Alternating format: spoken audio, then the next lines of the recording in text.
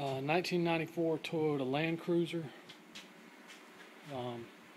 Front brake job.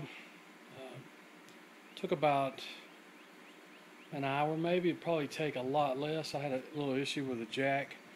So only thing you need to do is pull the tire.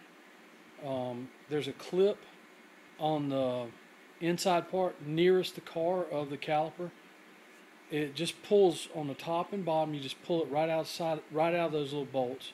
Be careful not to bend it. It's not hard to bend though. So just pull those. Once you get that clip out, you just pull the two pins on the outside side of the caliper, and you'll see they'll have like a flathead screwdriver on the pin. Just spin that, a slot for it. Just spin that to break loose the rust and carbon, and then they just pull right out. You can put a screwdriver on the back side of them and just kind of push them. They'll poke out, and then you just pull it on through with a pair of pliers. Once you pull those out, there'll be a little clip on the back side towards the back end of the vehicle on the caliper, towards the rear of the vehicle.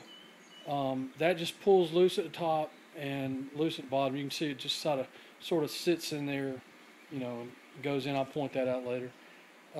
Once you get that out, you can actually start extracting the brake pads. There's 4 little holes in the brake pad on the top. You could just put a little screwdriver in there. You can even actually use those pins that you use to hold them in and just stick it in there and just kind of knock it with a hammer just a little bit by little bit. They'll come out. I usually put the screwdriver in and then just hit the hammer just a little bit. You'll see it you'll just see it creep right out. Just keep hitting it, it'll come out. Once you get that out, of course, pry the calipers open. Open up the bottle and extract some brake fluid from the top in the reservoir.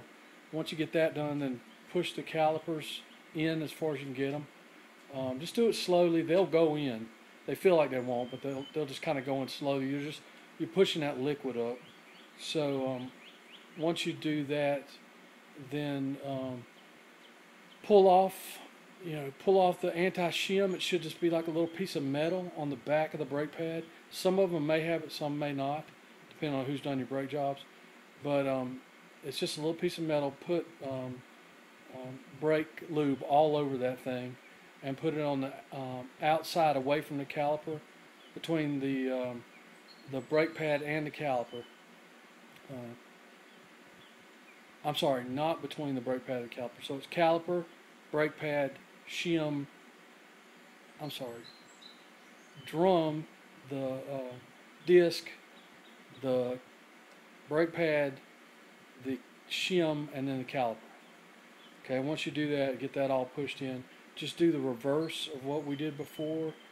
It's pretty easy, and maybe put a little bit more brake fluid in, put the cap back on, go check it out, should be fine.